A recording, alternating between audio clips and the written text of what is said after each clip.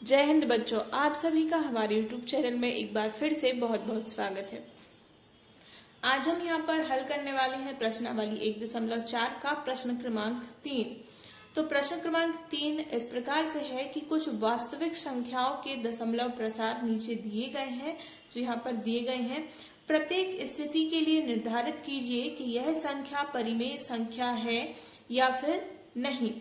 यदि यह परिमेय संख्या है और P/Q के रूप की है तो Q के अभाज्य गुणनखंडों के बारे में आप क्या कहेंगे। सबसे पहले तो हमें यह बताना है कि जो ये तीन संख्याएं यहाँ पर दी गई हैं, यह परिमेय संख्याएं हैं अथवा यह परिमेय संख्याएं नहीं है। तो सबसे पहले हम आपको ये बता दें, देखिए परिमेय संख्या कोई भी दशमलव प्रसार परिमेय संख्या का है अथवा नहीं है या फिर वो अपरिमेय संख्या का है, ये पता करने के लिए आपको इस प्रकार सुनना होगा कि यदि हर का अंश में भाग चला जाता है, ठीक है, हर का अंश में भाग चला जाएगा, पूरी बार चला जाएगा, तो शेषफल क्या मिलेगा, शून्य प्राप्त होगा।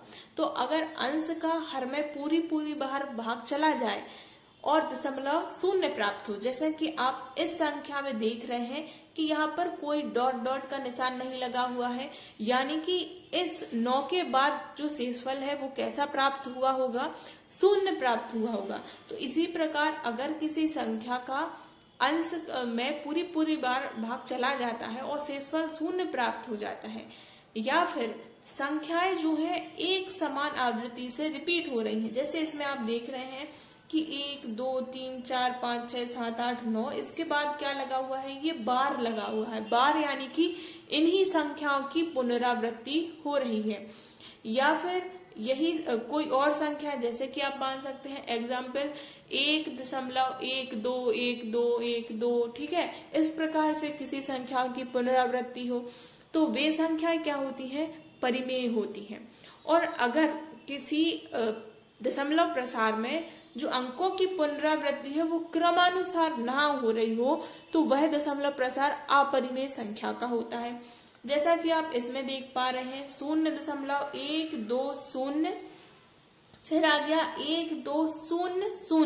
देखिए पहले एक बार शून्य था, फिर कितने बार आ गया, फिर 2 बार शून्य आ गया, फिर 3 बार शून्य आ गया, फिर 4 बार, यानी कि जो क्रम के अनुसार पुनरावृत्ति यहाँ पर नहीं हो रही, एक सी संख्या की पुनरावृत्ति यहाँ पर नहीं हो रही है। तो ये कैसी होगी, अपरिमेय संख्या होगी।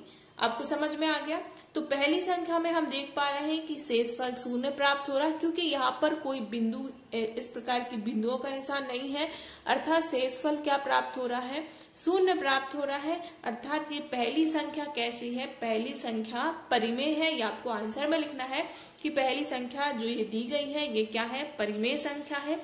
अब अगर इसके हर के गुणनखंड के बारे में बात करें तो Q के, इसके यानी कि हर के या फिर Q के जो अभाज्य गुणनखंड है वो 2n या फिर 5n या फिर दोनों के गुणज होंगे।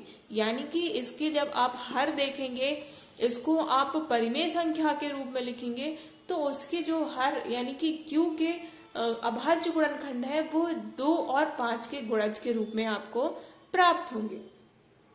दूसरी संख्या यह अपरिमेय संख्या है, क्योंकि यहाँ पर जो अंकों की पुनरावृत्ति है वह क्रम से नहीं हो रही है।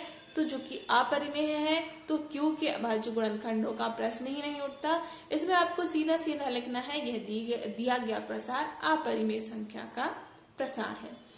तीसरा है, इसमें देखिए दशमलव के बाद की जो संख्या है इन पर बार लगा हुआ है, यानी कि यही संख्याएं बार रिपीट हो रही हैं और इसी क्रम में रिपीट हो रही हैं।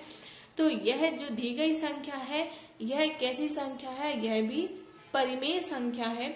और अगर इसके हर यानी कि Q की बात करें तो यह Q के अभाज्य गुणनखंड 2n और 5n के अतिरिक्त कोई भी संख्याएं हो सकती हैं, या फिर 2n या फिर 5n के गुणनखंड होंगे या इन दोनों के गुणनखंड होंगे।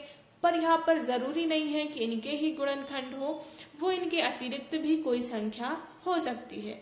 तो आप थर्ड का आंसर इस प्रकार लिखेंगे कि दी गई संख्या परिमेय संख्या है और Q के अभाज्य गुणनखंड 2n या 5n के अतिरिक्त कोई भी संख्या होगी या हो सकती है। आई होप आपके लिए समझ में आया होगा। जो भी आपके लिए समझ में नहीं आया है वह आप हमें कमेंट करके पूछ सकते हैं। मैं आपके क्वेश्चन का आंसर देने का पूरा प्रयास करूंगी।